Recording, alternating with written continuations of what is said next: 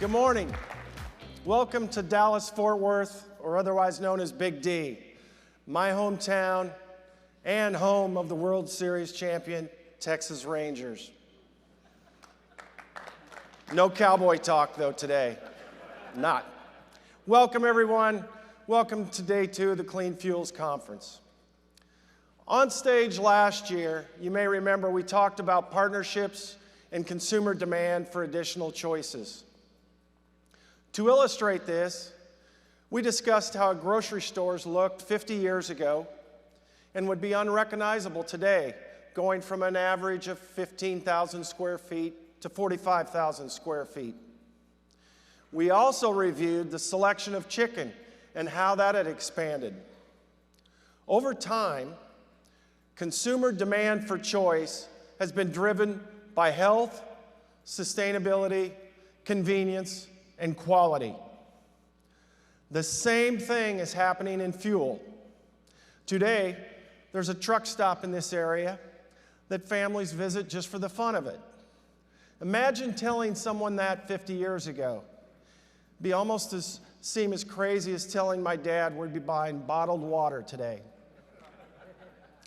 But more importantly, today's consumers, including fleets, have choices for what they put into their vehicles, whether it be a pickup, semi-truck, ocean-going vessel, locomotive, or plane. Clean fuel adoption is now largely driven by that consumer demand for choice. They've seen the benefit of using premium drop-in fuels that reduce carbon emissions. Let's remind ourselves of some figures. In 2022, we produced 3 billion gallons of clean fuel. Last year, we produced 4 billion gallons, an increase of 33%. I want to say that again. 22 was 3 billion. Last year was 4 billion gallons, an increase of 33%. I want you guys to take a minute and congratulate yourselves. That's an incredible record book expansion. So now, the theme of the conference is connected energy. The connections and partnerships in this room are what's fueling the industry.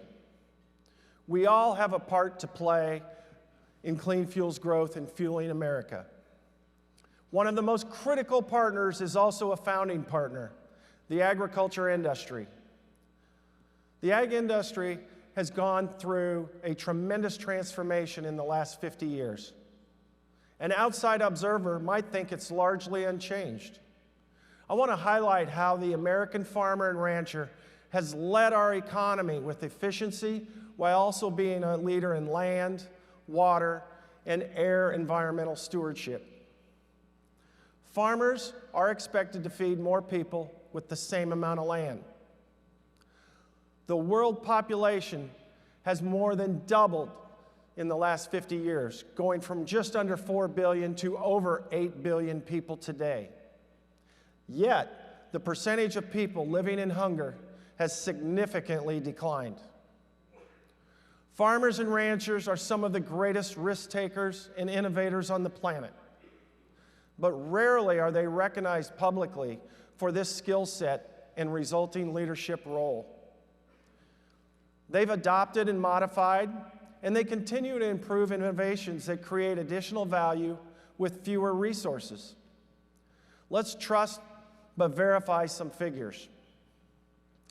Since 1980, U.S. soy farmers have improved land use efficiency by 48%, irrigation water use efficiency by 60%, and energy efficiency by 46%.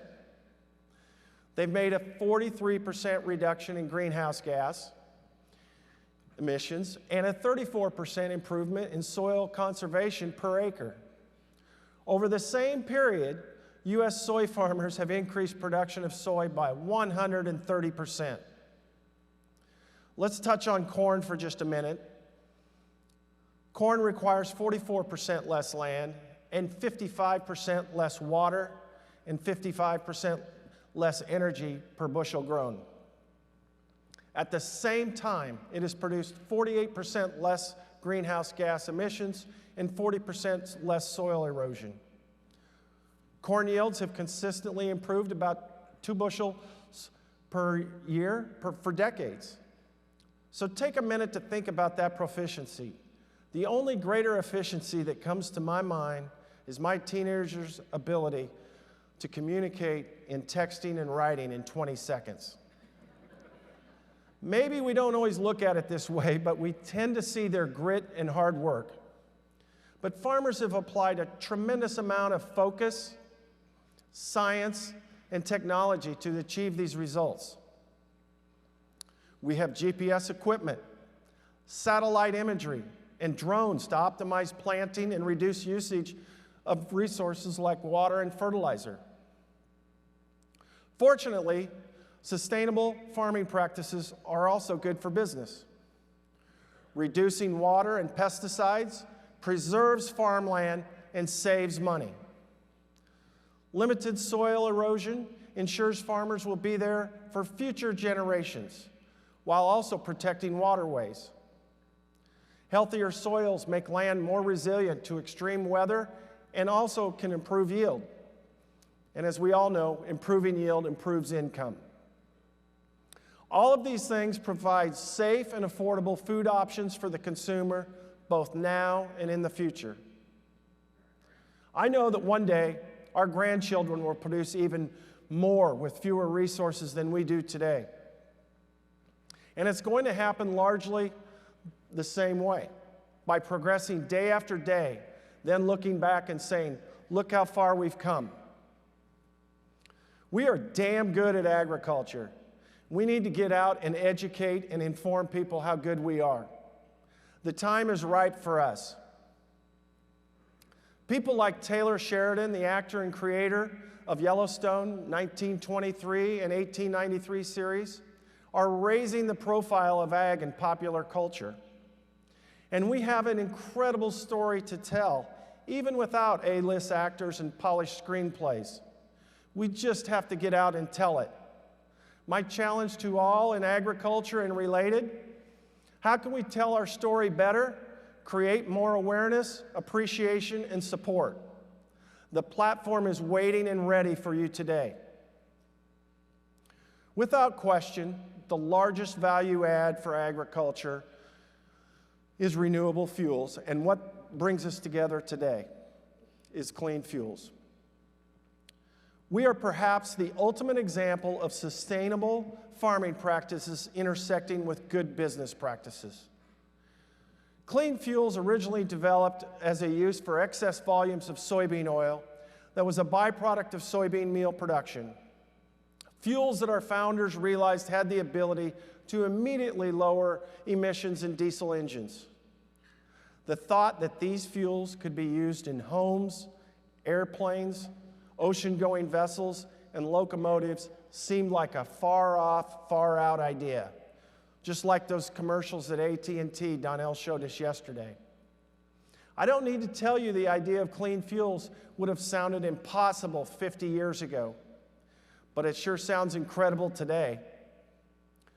There have been days that maybe felt like breakthroughs, but for the most part, we've created all this, taking it one day at a time.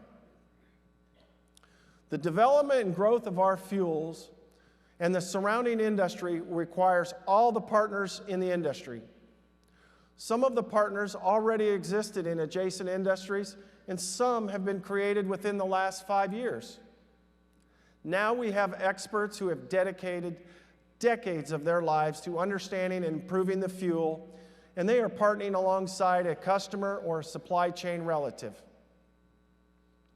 I know your definition of sustainable might be different than the person next to you, but by any definition, clean fuels are the most sustainable option for fleets and consumers across the country. People are sometimes compare us unfavorably to technologies that are years out, decades away from rolling out, but that is not a comparison.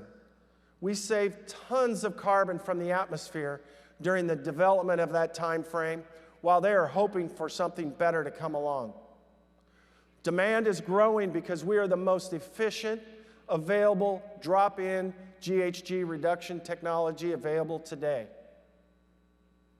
Fleets have looked at the options, and in clean fuels, they have found a product that they need, is available, and does not require additional investment. Some see this surge in demand as a challenge, and maybe it is, but even more, it's an opportunity. The questions that renewable fuels faced is remarkably similar to the 1970s farmers' challenge. How will they feed the world when the population doubles with the same amount of land and fewer inputs? There is no reason not to be confident and believe. Agriculture has a long resume of meeting and exceeding these challenges. Our ability to innovate and meet the demands of the market is unlimited. We have demonstrated that again and again. Let's just look at the milestones from last year. Donnell touched on some of these highlights yesterday, and we could fill a whole session with the positive developments for clean fuels since our last conference. We had the first airline complete a transatlantic flight with 100% SAF fuel. And we also had the first commercial B100 compatible oil heat burners for home heating with bioheat, and a new ASTM spec for low-grade metal biodiesel. Locomotive technology for 100% renewable usage. Marine legislation was introduced. And by the way, we increased production, as I mentioned, 33%, with feedstock prices decreasing. One other item I might add is we have more knowns from an RVO and tax perspective than our industry has ever experienced since RFS 2 was passed. We've stacked a lot of wins in a short amount of time, and we have more wins to look forward to. We need to continue to push the government policies in liquid transportation fuels. We need to continue to let companies know that our clean fuels can help them meet their sustainability goals. We've been building this industry for more than 30 years. We have experience, knowledge, and expertise. We have proven blending capabilities. We now have broad OEM acceptance. We have fleets recognizing that clean fuels are often the only way to meet ambitious sustainability goals, and we have consumers who are driving these goals in the first place. Look back again for just one moment. Look at all the items we've accomplished this year, or for that matter, in the last 10 years. How many people in this world had ever heard of renewable diesel or sustainable aviation fuel just 10 years ago? Look back 3 decades ago. We didn't even have biodiesel to sell, but someone had an idea. We had innovation, vision, and drive. Now look ahead. We will go just as far in the future. At the Clean Fuels Conference in 2054, people will look at how we've come and wonder how we did it. It won't be because of one day, one person, or one moment. It will be everyone in this room pushing the industry a little farther each day. We'll see you at Jerry World in 2054. Thank you.